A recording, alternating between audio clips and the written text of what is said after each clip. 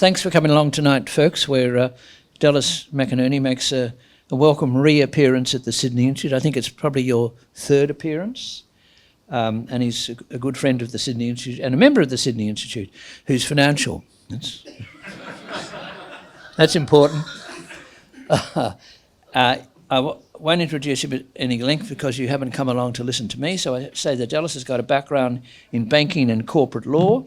And of course, he's currently Chief Executive Officer of Catholic Schools New South Wales and talking tonight on the topic of liberal arts and Australian schools, the way forward. Dallas, you're very welcome.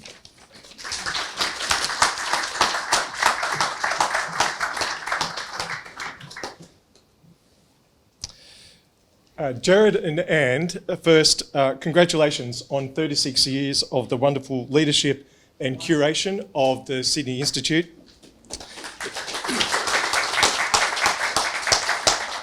It has been a true gift to the city and always positive influence on public debate. When thinking about the track record of other similar cultural organs in the landscape, I think the Sydney Institute rightly stands tall. The Institute has lasted longer than Molly Meldrum's Countdown program. It was only a mere 13 years. The Whitlam government, barely 3 years. The ABC's Q&A program, 17 years. The insufferable drum program, which amazingly lasted for 13 years. You predated Kevin 07, Kath and Kim. You seem to have seen off David Marr, it appears. But most impressively, and I think more seriously, it has always had a commitment to the diversity of voices and opinion. And that can't be said for many players in the public square, particularly the media today.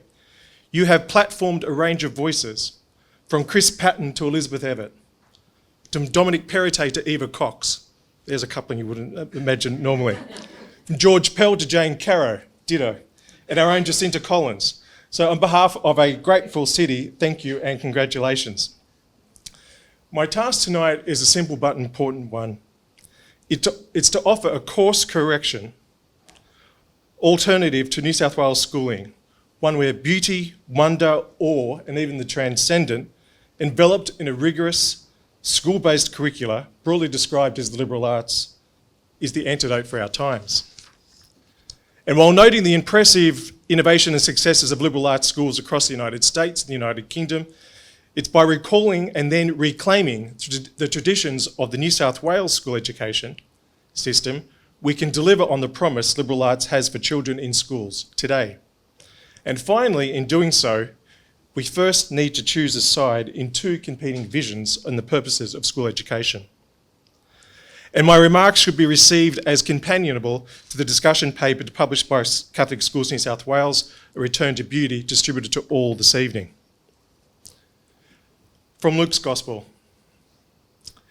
A sower went out to sow his seed, and as he sowed, some fell by the wayside. It was trampled down, and the birds of the air devoured it. Some fell on rock, and as soon as it sprang up, it withered away because it lacked moisture. And some fell among thorns, and the thorns sprang up, and with it choked it. But others fell on good ground, sprang up, and yielded a crop of 100-fold. Catholic school teachers, of whom there are several past and present in the room, recall that this passage from Luke's Gospel is often shared with early career teachers as support to help them shape their craft, direct their efforts, and support their personal formation. Where have we been sowing the seeds of school education in Australia? In 2023, the OECD's Program for International Student Assessment reported in the 20 years that have been monitoring Australian students, there had been a significant decline in performance. In maths and reading, Australian students were scoring more than 25 points below students at the same age in the early 2000s. In other words, a 15-year-old in 2022 had the level expected of a 14-year-old 20 years earlier. The seeds have not always been falling where they should. There are many reasons that things have gone wrong. No small part of it has been the way educational progressives have tried to reform education in Australia. School education has an unceasing appetite for the novel and the new, and much of it isn't good. From rushing laptops to primary school desks before penmanship has been mastered. Choose your own adventure school learning programs, schools designed around the student voice. Educators who are more comfortable as mental health first responders. lax or permissive behaviour frameworks, a pedagogy that privileges critique before comprehension, dismissing the power of automaticity, cavernous learning spaces foisted on schools by offbeat architects that present significant auditory problems for students, a bizarre obsession with imprinting soft skills on kids that apparently only became relevant in the 21st century, and more recently, the tendency of therapeutic pandering in the classroom, sometimes advanced under the guise of all-pervasive well-being programs that in their extreme forms risk being substitutive of the family and the parent. Of course, none of these features are in Catholic schools or Danielle's. In the book Australian Answers, Gerard Henderson dubbed Dame Leonie Kramer, the country's leading conservative educationalist of the last century, the Great Dame. The Great Dame was no reactionary. She acknowledged the need for educational reform. She once conceded, quote, "The concept of essential knowledge exemplified by the curriculum of the ancient universities no longer represented the growth of knowledge." Kramer herself graduated Oxford. And it was futile to resist. But it doesn't mean abandoning historical discoveries, according to Kramer. Yet she was in no doubt as to the mistakes of the reformers. She went on, "Progressive education advocates accuse their opponents of looking in the rearview mirror, but they themselves look neither back at history for useful lessons nor ahead to anticipate the consequences of their theories. Real reformers do both." If we want to deliver on the promise of education in Australia, we need real change by reformers to hope to deliver an integrated education that students need if they are to live a full life, come into their humanity and grow every day. As Kramer suggested, we need to look back to move forward. It can be easy to give in to despair and not so easy to find reason to be excited about school education and its future. But yet, that is exactly what educationalists in the United States are doing through the development of the classical school movement. There are now more than 1,500 classical schools offering liberal arts education in the United States, and the sector is expected to grow by more than 5% per year. The growth of classical education and liberal arts schools is presently the most dynamic trend in school education in the developed world. These are independent schools, some are secular. Others are affiliated with Christian denominations, such as the Consortium for Classical Lutheran Education and the Chesterton Schools Network. All share an educational philosophy that students excel when they are exposed to the great texts, art and music of our cultural inheritance, and when they are taught a curriculum that is broad yet integrated, and importantly, when all of a child's senses are engaged in the process of discovery. As this is a new phenomenon in the United States, empirical research is limited, but what there is, however, is encouraging. One recent study has shown that students in classical Christian private schools have significantly higher literacy and numeracy results than students in other American schools. Another study has shown that after graduating from a classical school, students go on to have a more positive life outlook than Americans educated at other schools. So what is the option for Australia, or specifically New South Wales schools? As I'll explain, we have the historical scaffold of school education policy in New South Wales that can accommodate and support liberal arts schooling from today. We don't have the same free hand in terms of regulation and curriculum that our counterparts in the United States and the United Kingdom do. Australian schools can't simply design their own curricula, and like much else in Australia, the education system is highly regulated. Australian schools must take the mandated curriculum from the government. Now, they can opt for the technical incontinence and cultural morass that is the Australian curriculum, a product of a coalition government, or adopt their own state curriculum, as we do here in New South Wales. The opportunity before us is to identify the success that others have had overseas and create an Australian model for future success. What our paper, Return to Beauty, makes clear is that the obligations of taking a mandated curriculum from the government need not be a barrier for liberal arts schools in New South Wales. In fact, it can be affirming. The starting point for understanding this in New South Wales is the Public Instruction Act of 1880. This was the blueprint for education in this state for 110 years until the passage of the Education Reform Act in 1990. Significantly, it was the educational philosophy expounded by Sir Henry Parkes, not always the greatest friend of Catholic education, that asserted education should, quote, exercise and discipline both the moral and intellectual powers and the maintenance of unflinching virtues. New South Wales was unique among the Australian colonies in having a minimum curriculum across both primary and secondary schools under the Public Instruction Act. In addition to core curriculum requirements of reading and writing and arithmetic, there were additional subjects that should be taught where practicable, including English grammar and composition, geography, history, physical education, drawing and singing. The idea that students in the colony of New South Wales needed a well-rounded education is a colonial legacy which we can be rightly proud and recall for today's purposes. Now, although the Public Instruction Act was repealed by the Education and Public Instruction Act of 1987, which itself was then repealed by the Education Reform Act 3 years later, the enduring legacy that has been from colonial times onwards of a commitment to a broad-based, holistic curriculum that is held to the present day. Parkes's educational vision, which endures, is entirely consonant with the imperatives of liberal arts education. The colonial vision of a well-rounded education is one legacy, but there's a further. This one is the tradition of the mandated curriculum. Although the Public Instruction Act endured for over a century, Sir Henry Parkes's vision was carried on by Terry Metherell after Nick Greiner won the election in 1988. There was an election commitment to reform the education system that was implemented by Metherell through the Education Reform Act. It was essentially an echo of Parkes's vision.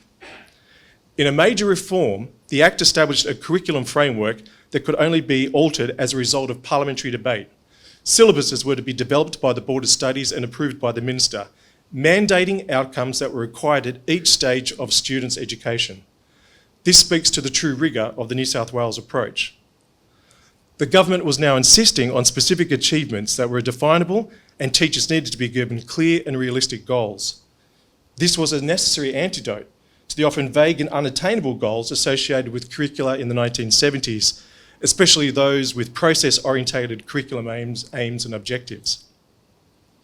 Now, it was during the era of the Parkes mandated curriculum in New South Wales that Catholic schools and Catholic educators mastered the alchemy to mould the statutory curriculum to Catholic purposes. Indeed, Mother Mary MacKillop was an early exponent of fusing the secular with Catholic traditions.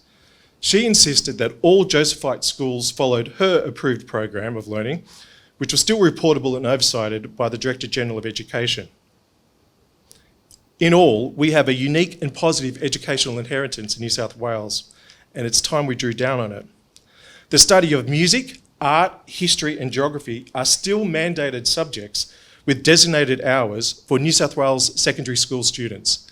That is not the case to that extent elsewhere in Australia or around the world. Additionally, in this state, we kept geography and history as distinct, contained subjects and eschewed the approach taken by other jurisdictions to collapse them into amorphous social studies substitutes. It was Labor Premier Bob Carr who personally intervened and had the Education Act amended to protect the standing and content of geography and history in New South Wales secondary schools. Here we also, thankfully, resisted the calls of the Sandalisters in the 80s and the 90s, who campaigned to have history renamed and erased from the school curricula as it was too militaristic and hegemonic in its outlook, and replace it with a new unit called Peace Studies. Given this robust intellectual history and approach to curriculum, it's understandable why the Safe Schools program never found a permanent home here in New South Wales. Here at Catholic Schools in New South Wales, with our publication Liberal Arts Classical Education, A Return to Beauty, we set out how we see a way forward. In short, a liberal arts school can align their preferred curriculum with the mandates of NESA syllabuses. The creative arts syllabuses from K to 10 mandates dance, drama, music, visual arts, which all provide a very supportive foundation for the liberal arts approach. As I mentioned, New South Wales also mandates strong foundations in English, mathematics, science, geography and history, all core components of a liberal arts education. And finally, the magic of interdisciplinary learning, the connective tissue between great subjects and the hallmarks of a liberal arts education, integrated content. Think of a Year 9 lesson that explores the history of Christianity with reference to the great works of art, and then defended with a student with an oral representation of his or her understanding. This can all be realised by combining courses of studies that integrate the different subjects, ensuring that mandatory outcomes and indicative hours are met to the satisfaction of the school regulator, NESA. The mainstay of the liberal arts subject inventory are there in the New South Wales curriculum. The regulatory framework is permissive, the posture of the curriculum is supportive, and the historical traditions of New South Wales education are both affirming and uplifting, which are all good things because the appetite for liberal arts schooling is undoubtedly growing. Schools just need to be committed and intentional if this is to be the path they choose to take. And examples of how it can be operationalised are detailed in our discussion paper. We provided a roadmap with reference to case studies of schools here in New South Wales already starting the journey. A commitment to the liberal arts can't be fully embraced without first mediating between two competing approaches to teaching and learning, bearing down on school education, and ultimately taking a side.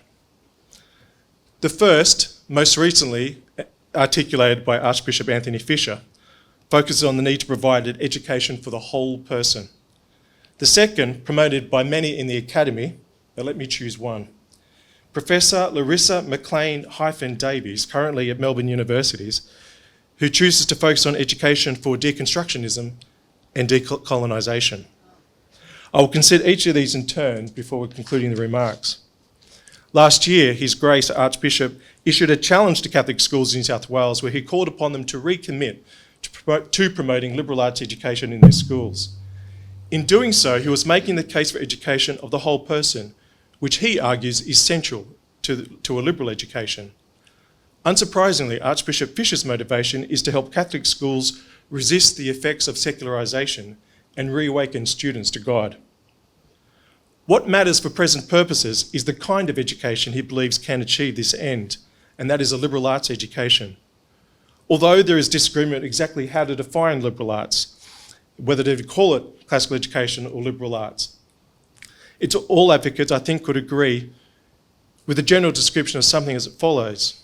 It's the pursuit of wisdom, including the intellectual and moral education of the whole person, with an integrated curriculum of defined subjects, gaining knowledge that cannot be accrued with just one lifetime, grounded in the classic texts of the Western tradition as a means of encountering truth, goodness, and beauty via both the abstract and the theoretical.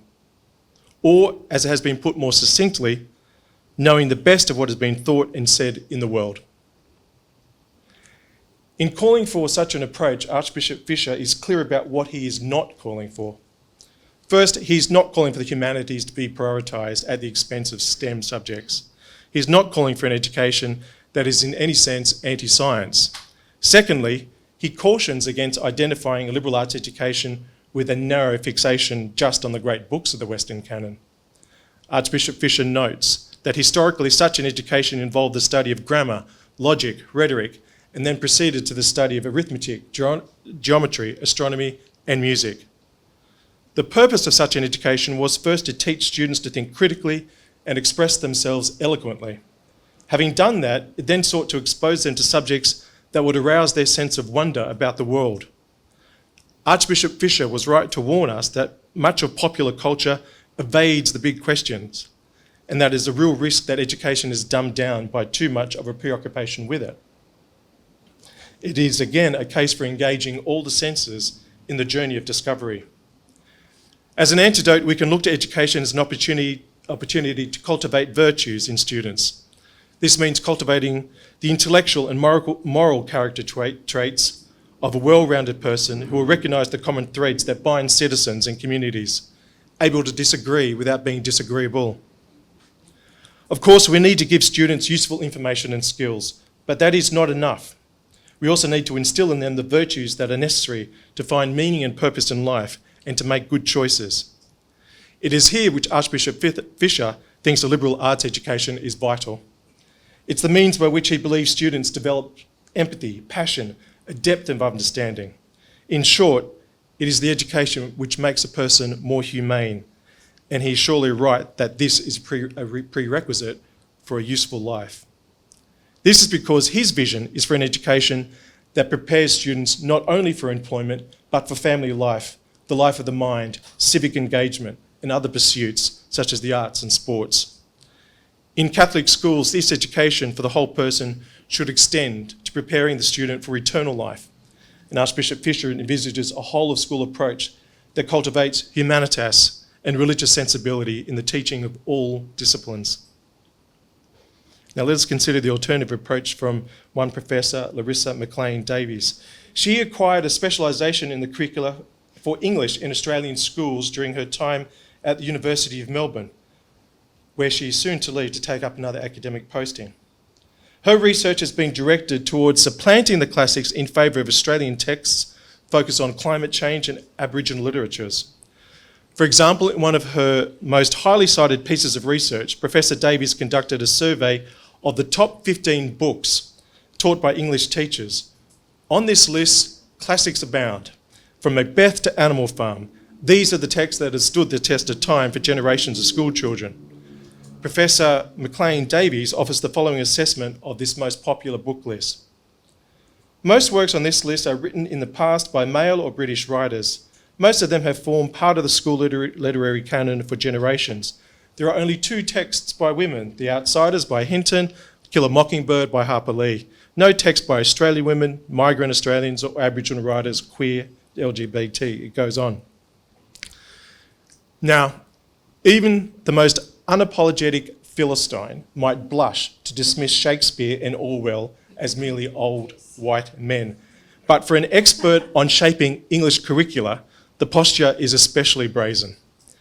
This researcher puts her squarely in the tradition of what that American schoolteacher Daniel Buck from the Fordham Institute describes as being a conspirator in cultural upheaval, not a steward of shared knowledge or inheritance.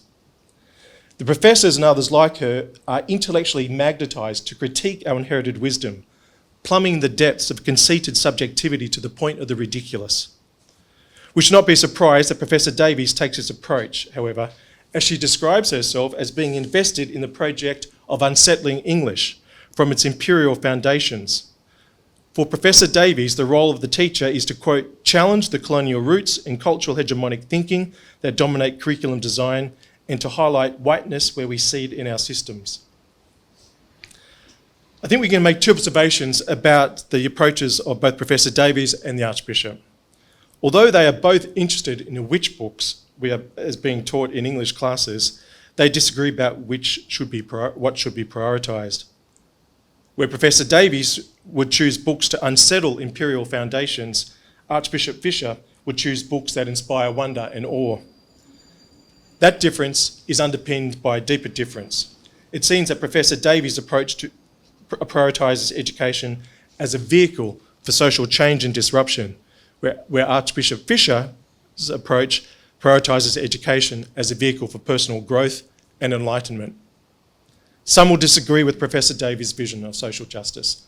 Others will disagree with the Archbishop's vision of the whole person. The challenge is for us to decide. In the discussion paper, there's a proposal for Catholic schools in New South Wales which advocates unashamedly for the whole person education advocated by Archbishop Fisher. I'll say something briefly about what can be achieved. The paper identifies 2 significant opportunities to strengthen the capacities of Catholic schools in New South Wales to educate for the whole person within the existing curricula.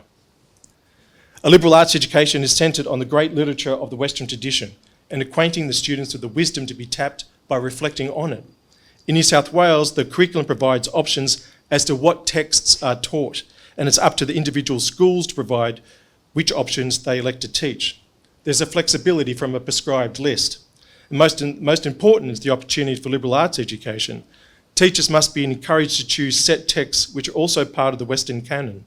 Appendix A in the discussion paper demonstrates the overlap between the 2027-2028 HSC English curriculum and the great books of the Western tradition.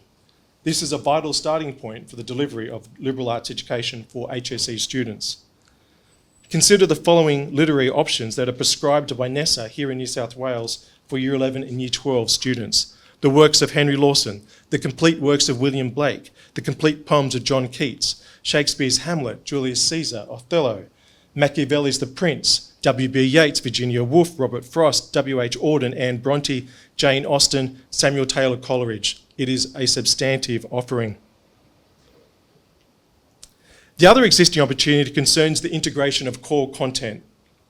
This ensures that the content learnt in one subject is related to and complements what is being studied in other subjects, so the students can acquire deeper understanding by making connections between different things they are studying.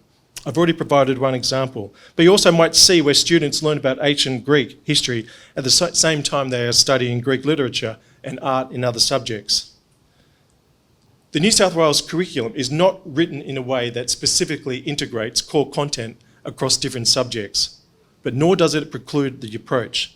And the Appendix B in the discussion paper provides a snapshot of how one school has integrated content across subjects within all the constraints of the mandated curriculum. Congratulations, Hertford College.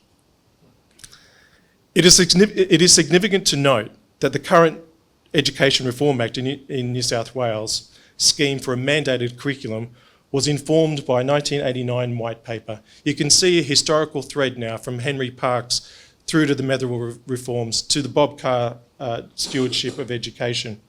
In the white paper back in 1989, it stated, all students must have access to literature of high quality that gives them a perspective on their cultural heritage, that maintains the cultural basis of our civilization. Critically, there's a role to support teachers.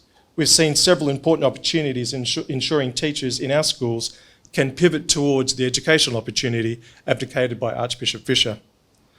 First, we need to take a hard look at teacher training degrees. We need to ensure that initial teacher training is combined with an understanding of the liberal arts, education, and how to practice it. They need the professional support if the expectation is this will be the future of our classrooms.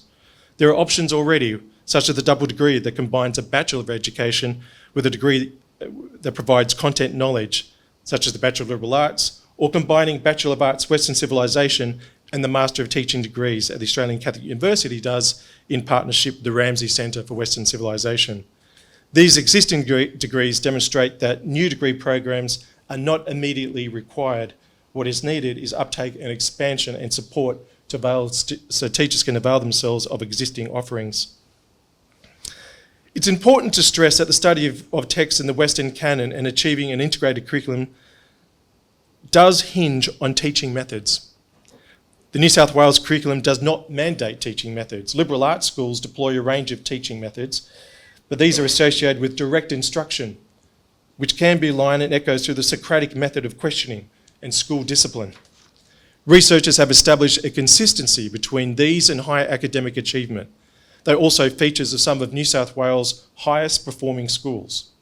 The fact that these teaching methods in classical schools are also typical of those in high performing schools in New South Wales across the three sectors means that alternative teaching methods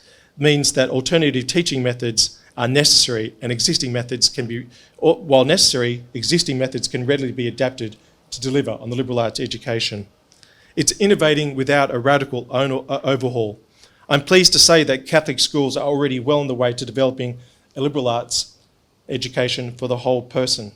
In some cases, we are seeing new schools being created. We've already seen the establishment of Hertford College in Sydney South East in 2022, offering a classical education in the Catholic tradition. The approach is also being picked up in other states. The Sir John Henry Newman Academy is due to open in Brisbane in 2026. In other cases, closer to here in the Archdiocese, with the Archbishop, existing schools are already adapting, such as St Mary's Cathedral College in Sydney is creating an integrated approach based on the Padea program. In Sydney Catholic schools, this whole-of-person approach to education is reflected already in religious instruction and religious music as being taught. And of course, we have a primary school in Western Sydney in Regent's Park. The approach that is being taken for educating the whole person is an approach that can be replicated in schools across New South Wales. It demonstrates that a radical overhaul is not required to better the outcomes and achievements of New South Wales students. I'll conclude with the sage advice of a great Irishman, whose own literary works make for compelling inclusion in the liberal arts canon, C.S. Lewis. In one of his several books defending Christianity, Mere Christianity, Lewis wrote, "We all want progress, but progress means getting nearer to the place where you want to be.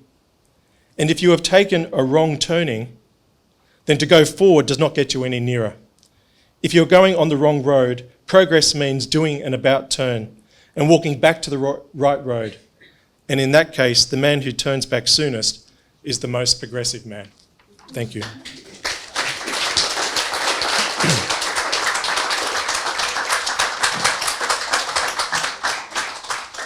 Thanks for your important talk.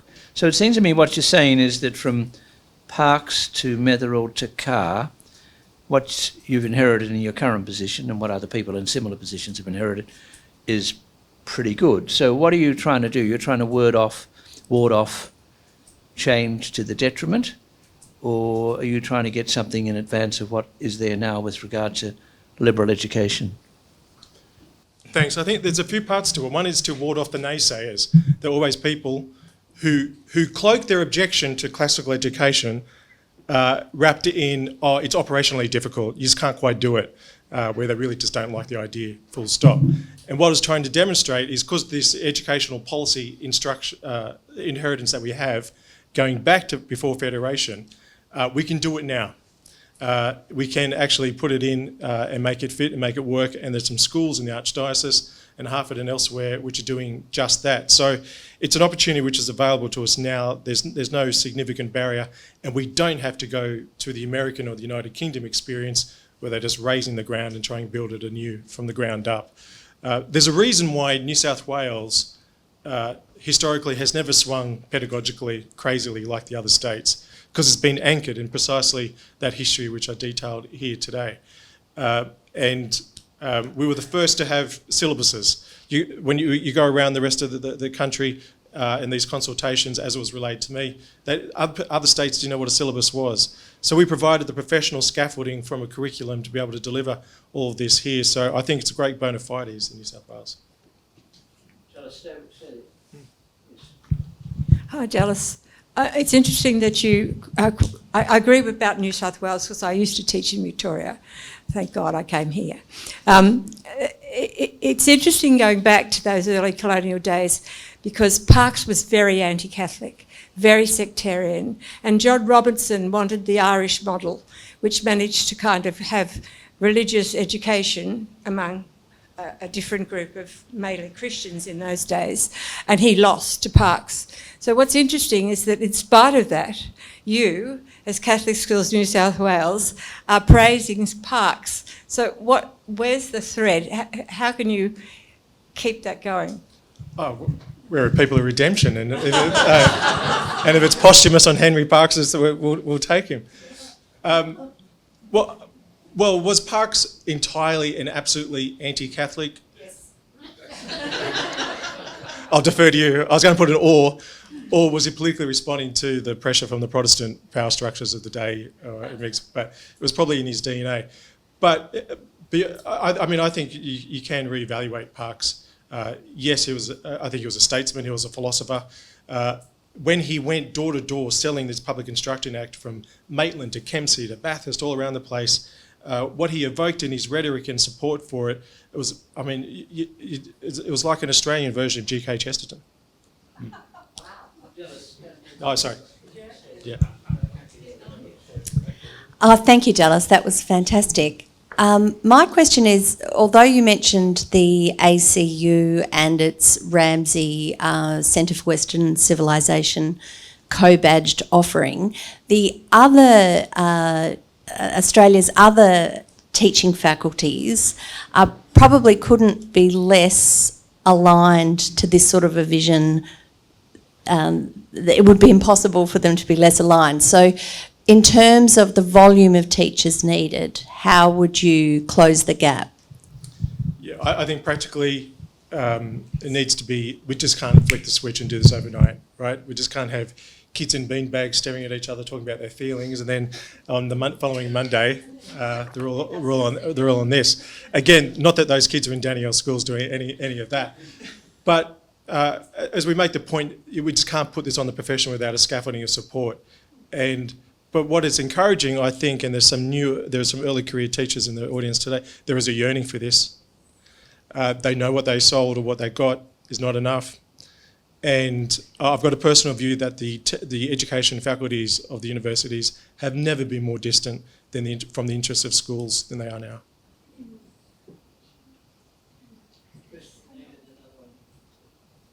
Thanks, Hold on. Eat the ice cream. Thank you very much. Great to know some of the history. But going back a bit further, can you comment on the importance of the Josephite sisters in teaching prior to compulsory universal schooling? Well, I was talking about presentation sisters, but I'll give it a crack. Mother Mary was a force of nature, right? And there's a reason why she was canonised, and all of us who work in Catholic education are inheritors of what she worked so hard for and bequeathed. As we know, she was one who didn't shy away from taking it up to the authorities of the day, be it in her own church or elsewhere. And notwithstanding that, under the Public Instruction Act for the Josephite schools in South Wales that were bound by the Parkes' vision, she had a manual, and the artefacts are still there, whereas a particular approach to schooling, particularly which comes out when you read the primary text around classroom management. I think she was really hard on that sort of stuff, way before her time. But the results were there to see, because the enrolments just were going up, and the population of the day rushed to her success. Now, I'm sure it was just an accommodation with the Director General of Education at the time that she's doing something really good and maybe we just look at it, or she was able to fuse, as I said, the alchemy to get what the Catholic traditions alloyed to what the requirements of the day were. So, but I think the success of Mother Mary talks for itself.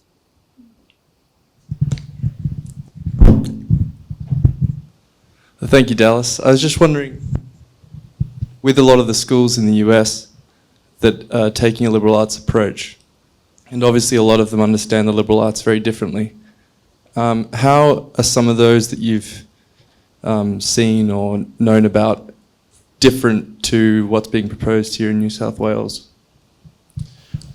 One of the interesting and striking features when you look at these schools and had the opportunity to visit them in the United States in particular is a single visit puts paid to the canard, which is obviously very often put up against liberal arts education. And it goes something like this, that it's a stalking horse for conservatism. And they talk about the Venn diagram between the operators of these schools and the MAGA world. And a true appreciation and understanding, stripped down to its foundational principles, you cannot objectively arrive at that point of saying that this is a stalking horse for conservatism. And I should have made the distinction between when I call out educational progressives, it's not a left or right divide at all. And some of the most orthodox educators I've come across the last few years have been very, very esteemed and distinguished people on you'd say on the left, in a political sense. So that's the first thing that you encounter. One is the other one, that it's elite and entitled. But again, the student profile, particularly in the west of the United States and the south of the United States, the bulk of these enrolments are newly arrived migrants. The Hispanic communities are rushing to them. Now, maybe that's a bit of a reaction as to they're not getting their fill in the Catholic schools, or the Catholic schools are a little bit compromised and we've got something shiny, bright and new. But the profile of these families who are taking up these opportunities, sure, you do have your New Haven, Connecticut, New Haven types, but the bulk of the growth is not coming from there. They're coming from very, very marginal parts of Texas, Arizona, all through the south, and marginalised parts in Florida. Thanks for the address, Dallas. You mentioned some of the flexibility that exists within the current curricula and frameworks. And I guess my question is around prioritisation, because a lot of schools in New South Wales focus on postmodernism, they focus on capitalism and communism and distinguishing between these fields of thought. But we know that if you really want to understand, over 1 billion people around the world subscribe to Christianity.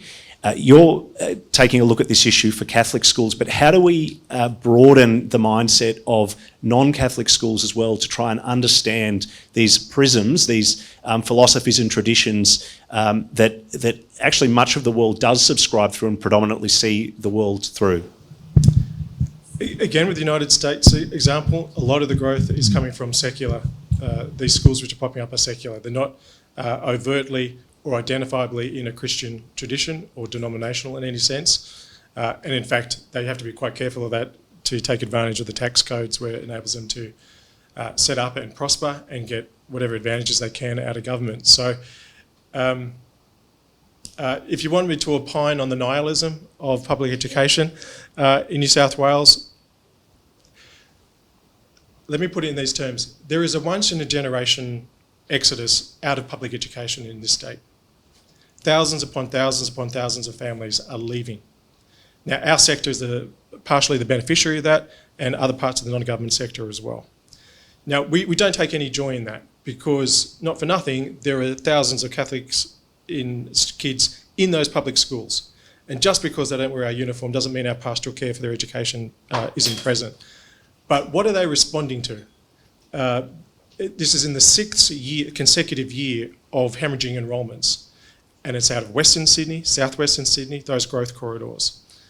And clearly, they're not the good folks of those in those areas are not responding well to what is on offer. And I think they have a problem because they, particularly the current Secretary of the Department, Mr. Disdar, who said what he said about us, he is so ideologically enmeshed and attached to public education in and of it for itself, only as a concept, not for what it can deliver, that he's so pure in his language. And it's secular. He can't even bring himself to talk about values. We have virtues, you have values, but he can't. And he's so all you hear about, there's no secret source in public education. That's their problem. And most of their advocates, when you hear about public education in this state, 9 times out of 10, it's a very significant public education identity, telling the camera and the journalist how terrible public education is in this state. And they've done that for a decade. There's not enough schools, the buildings are falling apart, the teachers are underpaid, the behaviour's out of control, all this sort of stuff. Well, who'd send their kid there? There's no real advocate in chief, I would argue, for public education, and that's not good. Just before we go to the next question, is very briefly, how big is Catholic schools in New South Wales? What percentage are you talking about? So we've had our strongest enrolment growth this year than we have for the last decade. There's now 270-odd thousand plus students in Catholic schools in New South Wales, almost 600 schools. There's now more Catholic students in Catholic schools than there ever has been in the history of New South Wales. Thank you, Dallas. This is a teacher question. I noticed in your curriculum summation with the HSC, there were many examples of traditional literature. In the curriculum summation with Hartford, in the primary, there was none. Do you see a place of traditional literature indeed in primary schools, or was that left out for a reason? Or I know there is a focus on the secondary there, but Hartford have mapped it out for themselves, and I would say the best starts in year 5. But of course, from kindergarten, they're exposed to the best book, the Bible. Okay. Thank you, Dala, for your great talk. I would like to follow up on the second last question, and I'd like to bring a teacher's point of view. I teach classical Greek and Latin in a very large girls' school with a strong emphasis on future-proofing the girls, so AI, STEM, all those things. So I work in an environment which is not unwillingly hostile, so to speak. Well, let's say where we... You can name it. You're at Pimble's Ladies College. Yes. Hi, Luca. It's just a great school. It's a fantastic school. Yeah. It is a good school. It's a great school. What we offer, because by their very nature, the classical languages are canonical, and the strong emphasis on content. And it's so, in this respect, very countercultural with the rest of the educational offering. What you need to promote what we all stand for here is passionate, well-prepared teachers. And you were absolutely right in emphasizing the importance of training teachers who can be strong advocates for the liberal arts and for the values. That is absolutely essential. Something else. No, we're moving on. Okay. Okay. Do you want to respond to that? No, I think it's right. Yes, thank you. Oh, hasn't it? Yeah, I've got a question. Yeah, my question was, I studied in Italy where the liberal arts were a school were the foundation for a strong secular education and for the formation of, citizens, very engaged citizens. What do you think is the role of the liberal arts and classical education in developing a healthy sense of what secular polity Okay, we is? got it. We got it. Yeah. It's the perfect antidote. And I think any of us who went to school here in New South Wales through primary to secondary, which most of us in this room did, can lay claim to having a version of a liberal arts education for the reason I explained in my speech. Now, why would I say it's a perfect antidote? If you look at one of the more enduring commentaries on the malady of the current state of the public square, it's around polarisation, right? And we're at two extremes. We're not talking to each other. We're yelling past each other, and we've forgotten the art of the conversation, how to disagree, the back and forth, and the organ which laments that the most and chides the citizens of Australia about that the most is the ABC. And it's the ABC's own model which feeds into that, because they do not platform alternative views. There is one voice in the ABC, there's one perspective, one angle, and Gerard more than anyone has documented this. So they are guilty of they are part of the problem which they are lamenting now. And so why do I say liberal arts education is an antidote to that? The dialectic, the Socratic, the back and forth, the questioning, the interrogation, the falsifiability, all that sort of stuff.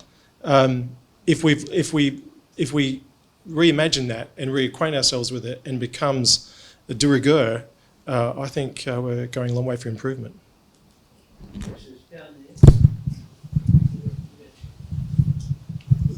Thank you. I'd normally stand up, but there's no room. Tim Mitchell. I'm coming from the Hartford College perspective. When we started that school, we had in mind producing children or graduates that would just hit a great liberal arts tertiary degree like a duck hitting water. That was very much our longer term goal. Just at that broader perspective, comparing to the United States, I think we have a bit of a broader cultural issue because we're so vocationally oriented at school, whereas the United States for a long time have valued a liberal arts degree on your way to doing other things, other professional degrees and so forth. So what's your thinking in terms of great Catholic or other liberal arts colleges that, well, I should say universities, that our children can be oriented towards as a pathway? Yeah, I think I have a slight point of disagreement with you, and if I'm wrong on my interpretation, let me know. I do not think that the benefits and dividends and the beauty which flows from a liberal arts experience or education should be exclusively reserved for those who go into tertiary education. I think those who choose a vocational pathway, in fact, the HSC in this state is designed to be pathway agnostic. You can meld the two. But onto your question about tertiary educations, I think I don't think universities are going to exist as they do even in 5 or 10 years' time. The expectations of the students and the economies they serve and the communities are changing much more quickly than the universities seem to be able to. And they're going to reap the sour dividend of being credentialing factories for the past 20 years, where they decided to duchess prospective students as paying customers. it's finished. Okay, then we haven't got much time, so it's got to be brief. A short question. Martin Fahey, CEO of the Ramsey Centre for Western Civilization. We currently fund 3 undergraduate programs. Just to give people a sense of the scale, the commitment over 12 years is $60 million per institution, including 10 staff, 2 support staff, and 100 students in each institution, to the tune of $30,000 each. The point we're seeing is that the 3 universities are different, Wollongong, UQ and ACU, as you mentioned, but the outcome's very visible. The anecdotal evidence is that Western Civ students are winning. So this year at Wollongong, the medal winner in the business school was a Western Civ student. The medal winner in law was a Western Civ student, and obviously the medal winner in Western Civ was a Western Civ student. The presumption... Okay, you've got to get onto it. Yeah, I think that my comment is the presumption that they would want to go into teaching, I think you need to be careful about it. The demand for liberal arts, wider humanities students is very, very great out in the commercial and corporate world, and there will be competition for them, not just in teaching. Yeah, that's encouraging. Let me respond, and I think we might be out of time, but full credit. I'm such a huge fan of what the Ramsey Centre and the Foundation does. Paul Ramsey was once upon a time, we were in the same parish at St Thomas Aquinas in Barrel before he passed. Professor Davies, who I mentioned in my remarks, I said is leaving Melbourne University. Professor Davies has now been appointed the Executive Dean of Education at the Australian Catholic University. Professor Davies will now be charged with looking after the next generation of Catholic school teachers. She'll be the all-powerful academic at the Premium Catholic University. That's the university which houses the Western Civilization program, which she's going to upend and decolonise. Martin, good luck to you. I might just say in response that... No, we don't have time. You shouldn't have raised it in the first place. Okay. I'll be quick with this one. So my question is, what I found interesting in your speech was the dichotomy you drew between education as a means by which social change is affected and education as a means by which the person or the self is developed.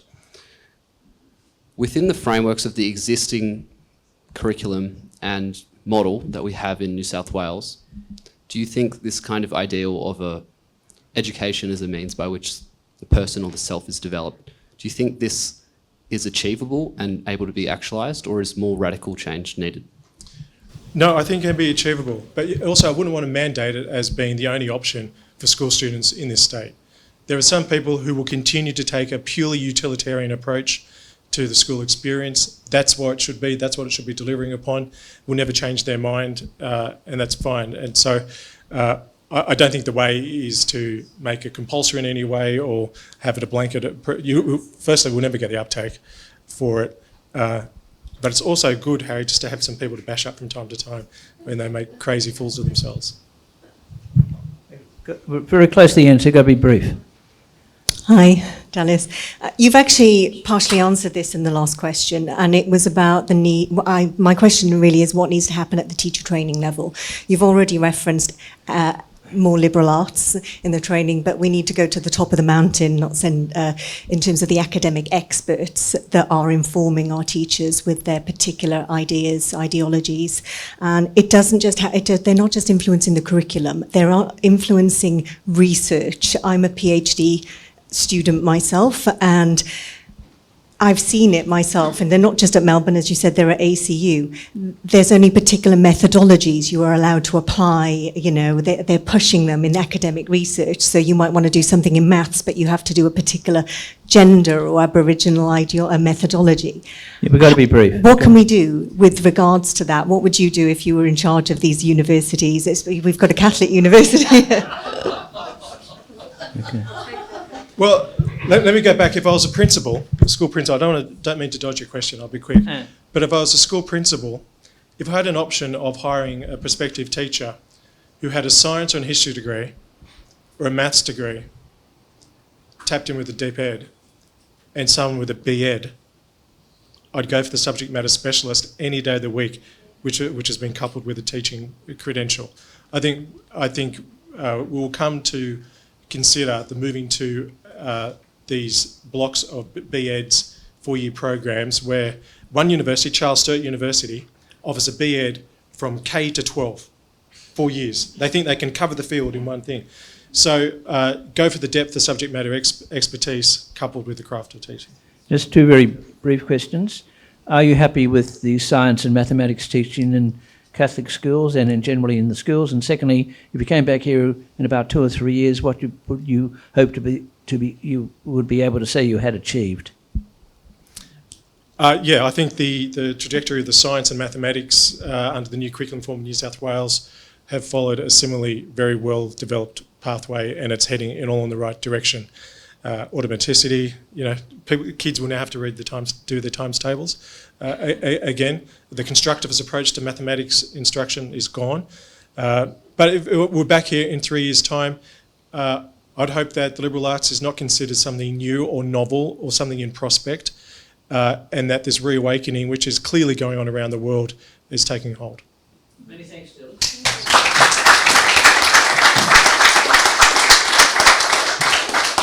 So it's a warm night and it's a full room, so no one's come here to listen to me, so I just want to say thanks to Dallas McInerney for a very important speech. Well done, and we'll have to have you back again in the future sometime. So well done, Dallas.